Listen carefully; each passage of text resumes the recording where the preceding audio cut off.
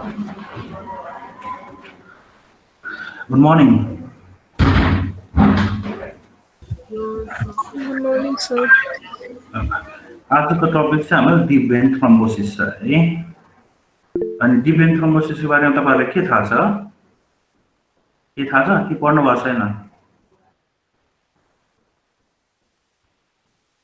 कसरी छ नि के हो? डिप भनेको चाहिँ भित्र सुपरफिसियल भेन, भेन भनेको चाहिँ ब्लड चाहिँ मुटुबाट लाने भयो।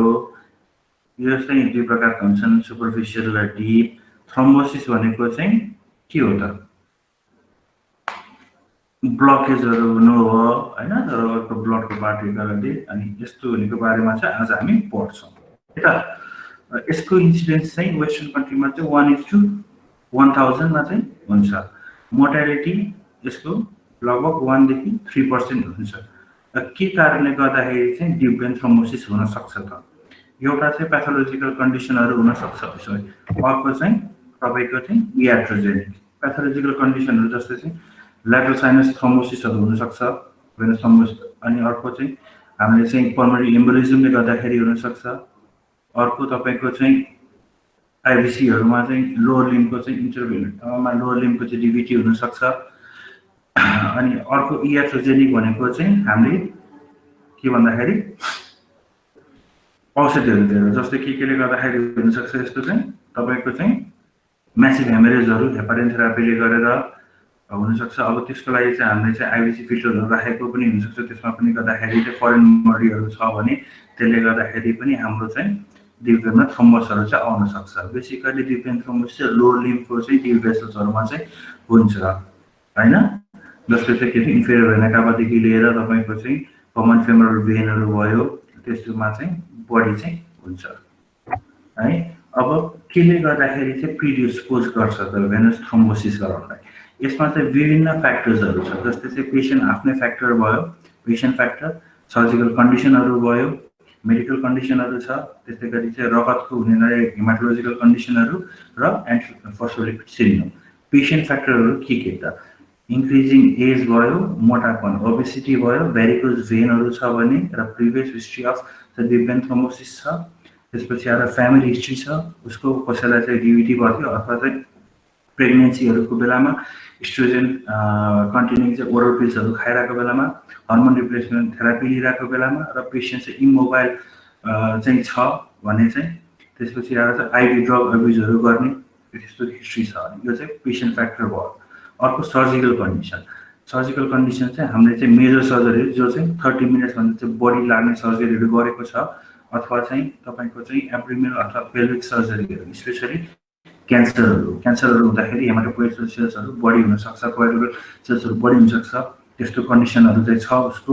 अथवा चाहिँ तपाईँको लोअर लिम्बको चाहिँ टिबिया फिबुलाहरू, जोइन्ट रिप्लेसमेन्ट, हिप फ्र्याक्चरहरू भएको, अर्थोपेडिक सर्जरीहरू गरेको हिस्ट्री छ भने। मेडिकल कन्डिसनमा चाहिँ उसको मायोकार्डियल इन्फेक्सनहरू पहिलाको हिस्ट्री, हार्ट फेलियरको हिस्ट्री छ भने, आइबिडी इन्फ्लामेटरी बाउल डिजिज छ भने, म्यालिग्नेन्सी भयो भने, नेफ्रोटिक सिन्ड्रोम छ भने, निमोनियाहरू अथवा कुनै सेप्सिस छ भने, र न्युरोलोजिकल कन्डिसन जसले गर्दाखेरि हिँड्नहरू सक्दैन, जस्तै स्ट्रोकहरू भएछ, प्याराप्लेजिया भएछ भने चाहिँ त्यस्तो पेसेन्टहरूलाई पनि यो भेनस थ्रोम्बोसिस हुने रिस्कहरू हुन्छ।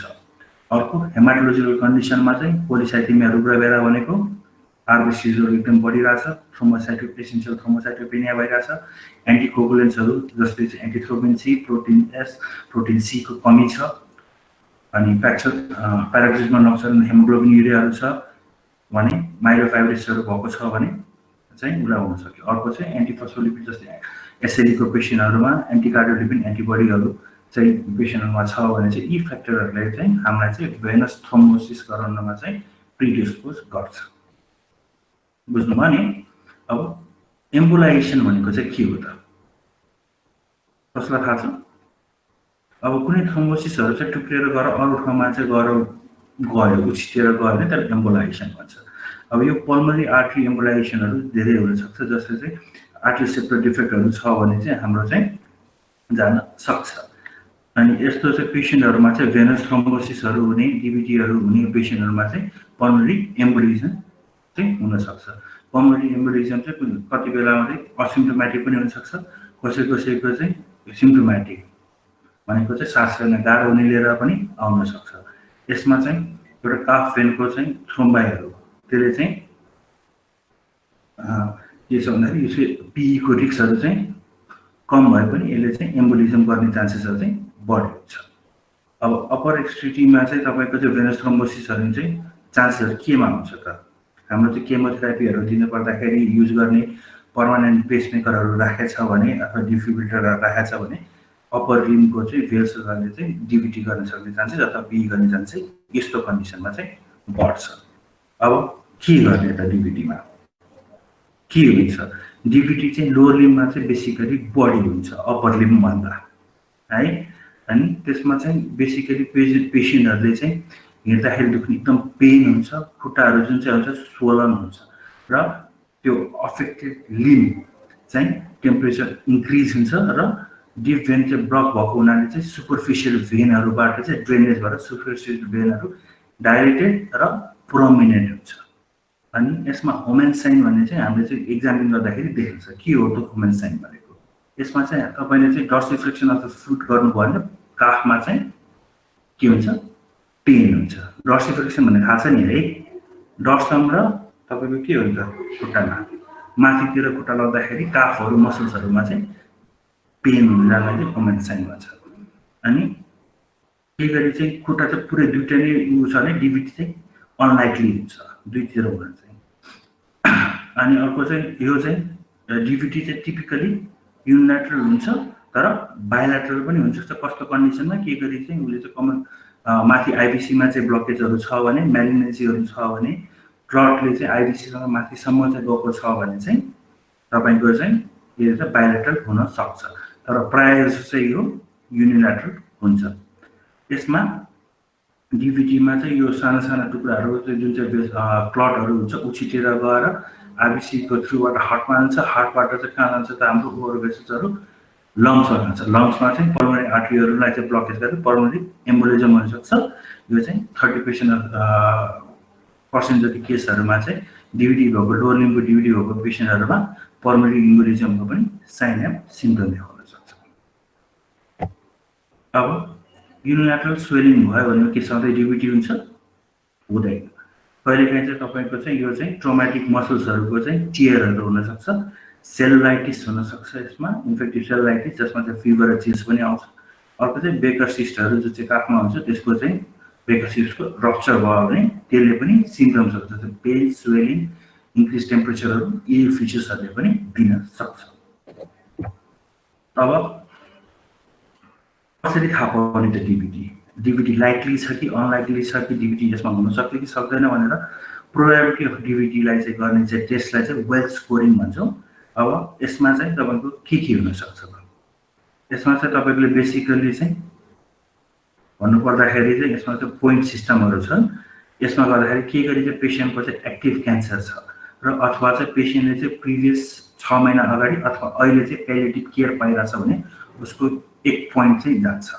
के गरी पेसेन्टको प्यारालाइसिस छ, खुट्टाहरू चलाउन सक्छ, इमोबिलिटी अथवा प्यारालाइसिस छ अथवा चाहिँ प्लास्टरहरू लागेको छ लोवर एक्सट्रिमिटी भने उसको एउटा पोइन्ट थपिन्छ। के गरी पेसेन्ट चाहिँ बेड रिडन छ मोर देन 3 डेज अथवा चाहिँ मेजर सर्जरी चाहिँ जो चाहिँ 30 मिनटभन्दा बढी लामो सर्जरीहरू भएको छ अथवा एब्डोमिनल सर्जरीहरू भएको छ भने 1 महिनामा भएको छ भने उसको पनि 1 पोइन्ट आयो। उसको चाहिँ डिप भेनको चाहिँ जुन चाहिँ लोकल डिस्ट्रिब्युसन हुन्छ टेरिटोरियल हुन्छ त्यसमा चाहिँ लोकल टेन्डरनेस चाहिँ छ भने त्यसमा पनि 1 पोइन्ट आउँछ। पुरै खुट्टाहरू सुन्नेको छ भने पनि 1 पोइन्ट आउँछ। अथवा अर्को चाहिँ भनेको चाहिँ दुई काफ स्वेलिङ छ जो चाहिँ अर्को साइड भन्दा unilateral calf swelling which is bigger than 3 centimetre from the अर्को साइड भन्दा छ भने चाहिँ त्यसमा पनि +1 भयो। अर्को तपाईँको चाहिँ जुन चाहिँ खुट्टामा चाहिँ पेन छ त्यसमा चाहिँ मात्र पिचिङ एरियामा छ भने पनि त्यसमा 1 पोइन्ट आउँछ। अर्को चाहिँ तपाईँको चाहिँ त्यो कोल्याटरल्सहरू सुपरफिसियल डाइलेटेसन देखिएको छ जुन चाहिँ खुट्टा चाहिँ एफेक्टेड छ भने त्यसमा पनि +1 आउँछ। तर अरू डायग्नोसिस चाहिँ हुन सक्छ भने चाहिँ अल्टरनेटिभ डायग्नोसिस बेकर सिस्टहरू हुन सक्ने, सेलाइटिसहरू जस्तो हुन सक्ने तपाईँलाई सम्भावना लाग्छ भने चाहिँ त्यसमा चाहिँ पोइन्ट -2 हुन्छ। यो सबै हेरेर चाहिँ के गरी चाहिँ स्कोरिङ तपाईँले एड गर्नुहुन्छ टिक गर्दै इफ यो score is less than 1 or equal to 1 DVT चाहिँ लेस प्रोबेबल हुन्छ। त्यसपछि आएर के गरी चाहिँ DVT यसको स्कोर 1 to 2 छ भने चाहिँ हुन सक्छ भन्ने चाहिँ सम्भावना मोडरेट प्रोबेबिलिटी हुन्छ र मोर देन 2 छ भने चाहिँ यसको सम्भावना चाहिँ हाई प्रोबेबिलिटी चाहिँ हुन्छ। यसलाई चाहिँ वेल्थ स्कोर भनिन्छ है। बुझ्नुभयो नि मेथड इक्वेसन। अब यसमा चाहिँ के गर्ने त? अब हामीले चाहिँ पेशेन्टहरु कोही आयो DVT शंका लाग्यो भने चाहिँ हामीले चाहिँ उसको चाहिँ लो रिस्क हो कि मोडरेट रिस्क भनेर चाहिँ हेरौँ। के गरी लो रिस्क छ भने यसमा DVT होइन भनेर त्यसै पठाउन मिलेन। हुन सक्छ कुनै कुनैमा लो रिस्क भएकोमा पनि DVT यसमा चाहिँ डी डाइमर चाहिँ टेस्ट गर्छौँ। डी डाइमर के गरी नेगेटिभ आयो भने DVT इज भेरी अनलाइकली। त्यसपछि डी डाइमर टेस्ट चाहिँ तपाईको पोजिटिभ आयो भने हामी त्यसलाई चाहिँ कम्प्रेसन अल्ट्रासाउन्ड गर्छौँ अथवा मोडरेट र हाई रिस्कमा पनि कम्प्रेसन अल्ट्रासाउन्ड गर्छौँ। कम्प्रेसन अल्ट्रासाउन्ड गर्दाखेरि कम्प्रेसन अल्ट्रासाउन्ड पोजिटिभ छ कि नेगेटिभ छ हेर्छौँ। के गरी पोजिटिभ छ भने DVT को लाइनमा ट्रिट गर्नु पर्यो। के गरी नेगेटिभ छ भने चाहिँ अब प्रोबेबिलिटी तपाईको चाहिँ डी डाइमरसँग पनि नेगेटिभ लो प्रोबेबिलिटी छ भने चाहिँ खासै DVT छैन भनेर पठाएको हुन्छ। के तपाईको प्रोबेबिलिटी चाहिँ हाई आछ अथवा चाहिँ मोडरेट प्रोबेबिलिटी विथ चाहिँ डी डाइमर चाहिँ पोजिटिभ छ भने फेरि 7 दिनमा चाहिँ हामी यो चाहिँ रिपिट गर्छौँ है।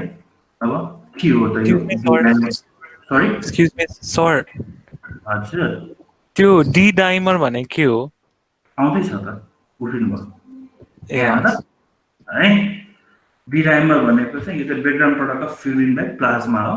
यसको चाहिँ एलिभेसनहरु जुन चाहिँ डी डाइमर चाहिँ एलिभेसन एन्डोजिनियस चाहिँ तपाईको चाहिँ थ्रोम्बोलाइसिस राम्रोसित भइरहेको छैन भनेर बुझाउँछ।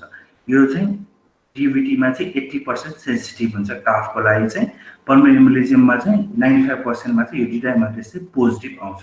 बट यो भन्दैमा चाहिँ यसले चाहिँ यो सेन्सिटिभ हो, स्पेसिफिक चाहिँ होइन। DVT नै हो भने हुँदैन। यसले चाहिँ अरू कन्डिसन जस्तै myocardial infarction, pneumonia, sepsis, post operative स्टेजहरुमा अथवा चाहिँ सेकेन्ड र थर्ड ट्राइमेस्टरमा पनि यो पोजिटिभ आउन सक्छ। यो चाहिँ फ्युरिनको चाहिँ ब्याकग्राउन्ड प्रोडक्ट हो है। बुझ्नुभयो नि है? अहिले सोध्नुभयो भन्नुभयो नि। अनि अब कम्प्रेसन अल्ट्रासाउन्ड भनेको चाहिँ के हो त? कम्प्रेसन अल्ट्रासाउन्ड भनेको चाहिँ यो चाहिँ DVT को लागि चाहिँ एकदम राम्रो सेन्सिटिभ टेस्ट हो हैन, प्रोक्सिमल DVT गर्नलाई। यसमा चाहिँ अनि के गरिन्छ त? तपाईको कम्प्रेस गर्दाखेरि जुन चाहिँ भेसल्सहरु हुन्छ नि त्यसमा त थ्रोम्बसहरु हुन्छ हैन। तपाईको के गरी भेसल्स भनेको के हुन्छ? कोल्याप्सिबल कि नन कोल्याप्सिबल भन्नु त? भेनस कोल्याप्सिबल कोल्याप्सिबल हुन्छ हैन। कम्प्रेस गर्नुभयो भने तपाईको भेसल्सहरु चाहिँ कोल्याप्स हुन सक्छ। तर DVT को कन्डिसनमा त्यहाँ थ्रोम्बस छ। तपाईले चाहिँ त्यो DVT भएको एरियामा चाहिँ कम्प्रेस गर्न खोज्नुभयो भने कोल्याप्सिबल हुँदैन हैन। त्यो दुईटा जुन चाहिँ भेसल्सहरुको एन्ड हुन्छ नि एकअर्कामा टाँसिन जाँदैन। त्यस्तो भयो भने चाहिँ DVT चाहिँ पोजिटिभ हुन्छ। के गरी चाहिँ तपाईको नन कोल्याप्सिबल भेसल्सहरु चाहिँ नन कोल्याप्सिबल भयो भने। बुझ्नु भइरहेको छ नि है। अब यसमा भनेको हामीले अल्टरनेटिभ भनेको चाहिँ कन्ट्रास्ट भेनोग्राफी पनि हुन्छ, जसले चाहिँ डाई दिएर चाहिँ त्यसमा चाहिँ सिटी स्क्यानहरुबाट चाहिँ कन्ट्रास्ट मिडियमबाट चाहिँ हेर्ने भेनोग्राफीहरु गर्ने।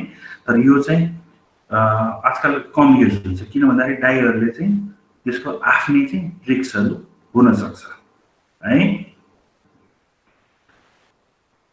अब के गरी DVT तपाईको भइसक्यो भने पी लाई हेर्नलाई चाहिँ अब अनलेस चाहिँ एकदम म्यासिभ होस् गरिराख्नु पर्दैन। अनि उसको चाहिँ सर्ने सब्जेक्ट छ भने पी चाहिँ मोस्ट लाइकली DVT चाहिँ लोअर काफसँग अलमोस्ट 80% मा 50% मा चाहिँ भइहाल्छ। अब एक्युट DVT हेर्नलाई के गर्ने त? Ultrasound of the acute DVT हेर्न चाहिँ criteria for establishing diagnosis of acute DVT। अब अहिले भने जस्तै यो collapsible lack of vein compressibility यो चाहिँ मेन क्राइटेरिया हो। मेन भेन कम्प्रेसिबिलिटी भनेको जुन चाहिँ तपाईको ब्लड भेसलको दुईटा एन्ड देखिन्छ त्यो चाहिँ एकअर्कामा चाहिँ नहुने। यस अर्को भन्नाले vein does not wink when compression in cross section एरियामा चाहिँ विङ्किङ भनेको चाहिँ नजिक आउन चाहिँ विङ भनिन्छ हैन। अथवा चाहिँ failure to appose the wall of vein due to passive distension भनेको त्यही नै हो। कुरा बुझ्नुभयो कि भन्यो किन हुन्छ भनेर है। अर्को चाहिँ हामीले चाहिँ डाइरेक्टली चाहिँ अल्ट्रासाउन्ड गर्दाखेरि चाहिँ कहिलेकाहीँ चाहिँ तपाईले थ्रोम्बस नै देख्न सक्नुहुन्छ है। थ्रोम्बस चाहिँ इकोजेनिसिटी चाहिँ यसको चाहिँ लो हुन्छ र यो चाहिँ होमोजिनियस मटेरियल जस्तो देखिन्छ हैन।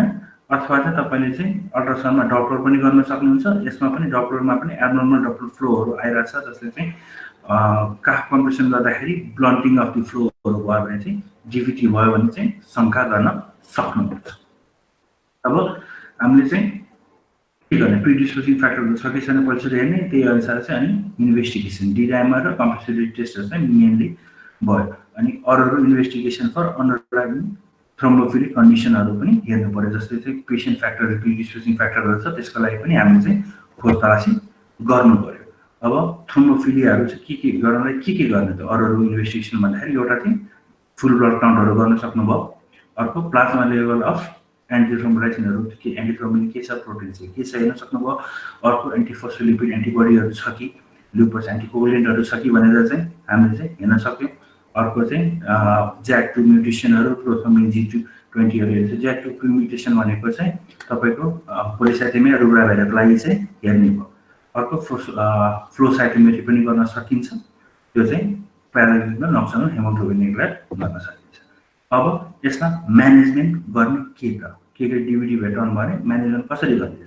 खुट्टा सुनिरहेछ, इडिमाटस भइरहेछ, ब्लड भेसल छैन भने चाहिँ बेसिकली पेन पनि भइरहन्छ। यसलाई चाहिँ लेगलाई चाहिँ एलिभेसन गर्ने, जनरल हेड पोजिसन भन्दा खुट्टा चाहिँ 2-3 वटा तक्का राखेर अथवा के राखेर चाहिँ उठाएर राख्ने, जसले गर्दाखेरि भेनस ड्रेनेज र लिम्फेटिक ड्रेनेजहरूलाई सजिलो भएर चाहिँ त्यो सुन्नेको चाहिँ कम होस् भनेर पेनको लागि एनेस्थेसिया दिने। अब हाम्रो मेन यसमा भनेको चाहिँ के हुन्छ भन्दाखेरि चाहिँ तपाईँको चाहिँ यो थ्रोम्बोसिसहरू भइरहन्छ, यसलाई चाहिँ टुक्रा टुक्रा गर्नु पर्यो। यसलाई गर्न चाहिँ एन्टिकोगुलेन्टहरू चाहिँ हामीले दिन सक्छौँ, जस्तै लो मोलिकुलर वेट हेपारिन र वार्फरिन। तर याद गर्नुपर्ने धेरै भयो भने यसले चाहिँ हेमाटोमाहरू गर्न सक्छ हैन, त्यही भएर त्यसको लागि चाहिँ हामीले चाहिँ सचेत हुनु पर्यो। लो मोलिकुलर वेट हेपारिन चाहिँ युजुअली चाहिँ हामीले चाहिँ एटलिस्ट पनि 5 डेजलाई दिन्छौँ र 2 दिनपछि चाहिँ युजुअली वार्फरिनमा चाहिँ ल्याउँछौँ। वार्फरिन दिँदाखेरि चाहिँ हामीले चाहिँ यसको चाहिँ रेन्जमा राख्छौँ, युजुअली INR चाहिँ तपाईले 2 to 3 सम्म चाहिँ राख्छौँ हैन। अनि त्यसपछि आएर चाहिँ के गर्नु त INR को अर्को चाहिँ हाम्रो भनेको चाहिँ तपाईको चाहिँ ओरल टेनी इन्हिबिटर छ, रिभोक्सरायनहरू छ हैन, डाइबेगाट्रन भनेर पनि छ, तिनीहरू पनि हामीले चाहिँ दिन सक्छौँ। डाइबेगाट्रनहरू गर्दाखेरि चाहिँ हामीले INRहरू चाहिँ जस्तै वार्फरिनमा जस्तै पटक पटक चाहिँ हेर्नु पर्दैन, इट्स मोर सेफ भनिन्छ है। अनि के गरी चाहिँ अब यो कहिलेसम्म दिने त तपाईको चाहिँ के छ भन्दाखेरि के गरी चाहिँ यो तपाईको कज थाहा छ तपाईलाई भने चाहिँ त्यो कजलाई चाहिँ ट्रिट गरेर चाहिँ 3-4 महिना दिन सकिन्छ। तर के गरी यो चाहिँ नेफ्रोटिक सिन्ड्रोम अथवा चाहिँ त्यो चाहिँ थाहा छैन भने चाहिँ 6 महिनासम्म दिएर गर्न सकिन्छ यसलाई। अर्को चाहिँ के गरी डिप भेन थ्रोम्बोसिसहरू चाहिँ तल छ, यसले चाहिँ पर्मनेन्टलीमा नगर भन्नलाई मतलब पर्मनेन्ट एम्बोलिजम नगरोस् भन्न चाहिँ हामीले चाहिँ आइबिसी फिल्टरहरू पनि राख्न सक्छौँ प्रिभेन्सनको लागि चाहिँ, त्यसले चाहिँ पीले चाहिँ प्रिभेन्ट गर्नलाई। अर्को चाहिँ थ्रोम्बोलाइसिस नै चाहिँ हामीले चाहिँ लाइफ सेभिङ डिभिटीहरूमा गर्न सक्छौँ। ड्युरेसन भनेको चाहिँ तपाईँको चाहिँ अप्टिमल ड्युरेसन एन्टिकोगुलेन्टहरू त्यही 6 हप्तादेखि 6 महिना लेख्छ। बेसिकली चाहिँ तपाईँले चाहिँ 6 महिनासम्म जानुहुन्छ। तपाईँको टेम्परेरी रिस्क फ्याक्टर छ, त्यो रिस्क फ्याक्टर हटाउनु भयो भने चाहिँ 3 महिनासम्म पनि तपाईँले चाहिँ दिन सक्नुहुन्छ अनलेस इट इज अनप्रुभ। तर के गरी एक्टिभ क्यान्सरहरू छ जो कजहरू थाहा छ, अनि लो मोलिकुलर वेट चाहिँ तपाईँले चाहिँ हेपारिनहरू चाहिँ अथवा चाहिँ वार्फरिनहरू चाहिँ 6 महिनासम्म पनि दिन सक्छौँ। त्यसमा चाहिँ वार्फरिनहरू दिएर चाहिँ राख्ने हो। तर सेकेन्ड एपिसोड भयो भने लाइफ लङ पनि दिनुपर्ने हुनसक्छ है। अनि रिकरेन्स रेटहरू चाहिँ के गरी तपाईँको पहिला डिभिटी भइसकेको छ भने चाहिँ यो पेसेन्टहरूलाई चाहिँ फेरि डिप भेन थ्रोम्बोसिस हुने चान्सेसहरू चाहिँ वर्षमा 2-3% चाहिँ आउन सक्छ है। अनि तपाईँको रिकरेन्ट प्याटर्न चाहिँ 5 वर्षमा 30-40% चाहिँ हुने चान्सेसहरू चाहिँ हुन्छ। अब प्रोस्थ्रोम्बोटिक सिन्ड्रोम भनेको चाहिँ के हो त? यो चाहिँ फ्लेभाइटिक सिन्ड्रोम अथवा एउटा क्रोनिक भेनस इन्सफिसियन्सी पनि भन्छ। यो चाहिँ मोर देन 0.5% डिभिटी भइसकेको हुन्छ। यो चाहिँ delayed complication of deep vein thrombosis हो। यसमा चाहिँ भेनसमा जुन चाहिँ भल्भ्सहरू हुन्छ त्यो चाहिँ इन्कम्पिटेन्ट हुन्छ, त्यसले गर्दाखेरि इन्टरस्टिशियल फ्लुइडहरू चाहिँ एक्जुडिसन भइरहेको हुन्छ र यसले गर्दाखेरि तपाईँको काफ स्वेलिङहरू चाहिँ मजाले चाहिँ भइरहेको हुन्छ र खुट्टा पनि दुखिरहेको हुन्छ। बेसिकली तपाईँले चाहिँ लामो उठ्नु भयो अथवा केही हेभी कामहरू गर्नुभयो भने चाहिँ यसमा चाहिँ तपाईँको कलर चेन्जेसहरू पनि आउन सक्छ। अनि बेसिकली भेनस अल्सरहरू देखिन सक्छ जो चाहिँ मिडल म्यारुलसतिर हुन सक्छ। यसको लागि चाहिँ त्यति राम्रो इफेक्टिभ मेडिकल थेरापी चाहिँ छैन है बुझ्नुभयो नि हेलो हेलो डीबीटी मा त बुझ्नु अब यसमा चाहिँ तपाईले चाहिँ डीबीटी मा अरूले सोध्न सक्ने र मैले यसमा नभनेको भने चाहिँ एउटा चाहिँ तपाईले कसो सोध्नु व्हाट इज भर्चुअस ट्रायल है कसैलाई थाहा छ मैले नराखेको कारण तपाईलाई सोध्छु भनेर डीबीटी मा भर्चुअस ट्रायल भन्ने हुन्छ जसले चाहिँ प्रिडिस्पोज गर्छ मैले अघि नै पनि भनिसके होला यो त तपाईले भर्चुअस ट्रायल भनेको चाहिँ यस्तो कन्डिसन हो जसले चाहिँ गर्दाखेरि डीबीटी चाहिँ गर्न सक्छ यसमा चाहिँ भेसल्सहरु तपाईको ड्यामेज भयो भने अथवा चाहिँ ब्लडको चाहिँ फ्लो राम्रो भएन जस्तै चाहिँ तपाईको कन्डिसन प्रोसेसमा रुब्रा भेदामा हुन सक्छ अर्को हाइपरकोएगुलिटी भयो भने थ्रोम्बस बन्नलाई चाहिँ हेल्प गर्छ यो तीनटै फ्याक्टर भयो भने डीबीटी हुने चान्सेस बढी हुन्छ यसलाई चाहिँ भर्चुअस ट्रायल भनिन्छ है बुझ्नुभयो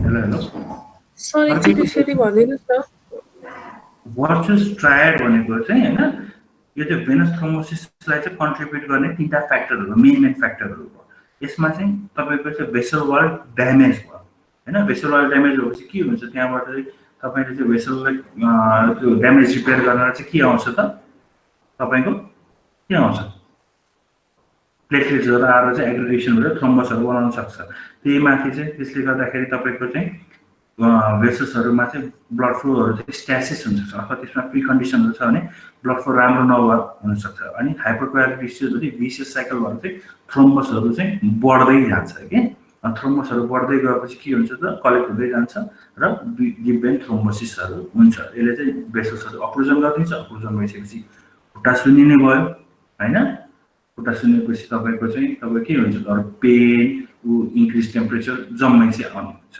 अब अहिले यसमा मेन भनेको चाहिँ तपाईले ट्रिटमेन्टहरु याद गर्नु पर्यो हैन अर्को के टेस्ट गर्ने हुन्छ दुईटा टेस्ट चाहिँ छुटाउने नहुने डिडाइमर टेस्ट र कम्प्रेसिबिलिटी टेस्टहरु हो कम्प्रेसिभ अल्ट्रासाउन्ड चाहिँ एकदमै राम्रो टेस्ट हो जसले चाहिँ ठ्याक्क चाहिँ हामीले चाहिँ भन्न सक्छौं कि डीबीटी र डेभेन समस्या छ कि छैन भनेर हैन यो याद गर्नु पर्यो अर्को भनेको वेल्स क्राइटेरिया तपाईको डीबीटी हुन सक्ने प्रोबेबिलिटी कति छ त लो प्रोबेबल हो कि मोडरेट प्रोबेबिलिटी हो कि हाई प्रोबेबिलिटी हो भनेर छुटाउनलाई चाहिँ तपाईले चाहिँ यो क्राइटेरिया हेर्नु पर्यो यसमा के छ त पहिला क्यान्सर भएको छ कि छैन अथवा चाहिँ उले चाहिँ गएको 3 महिना 6 महिनामा चाहिँ कुनै केमोथेरापीहरु क्यान्सरको थेरापीहरु पाछ कि रेडियोथेरापीहरु पाछ कि छैन प्यालिएटिभ केयरमा छ कि छैन अब इम्युनिटी हुन सक्ने जस्तै चाहिँ प्यारालाइसिस छ पेशेन्टमा प्यारासिस छ अथवा चाहिँ तपाईको प्लास्टर लाएर इमोबाइल भन्छ जसले गर्दाखेरि भेनस ड्रेनेज राम्रो छैन भेनस स्ट्यासिस हुन सक्छ त्यो छ कि छैन बेड रिडन अथवा मेजर सर्जरी भएको छ कि छैन र यसमा चाहिँ दुईटा खुट्टा चाहिँ बराबर छ कि दुईटा खुट्टा चाहिँ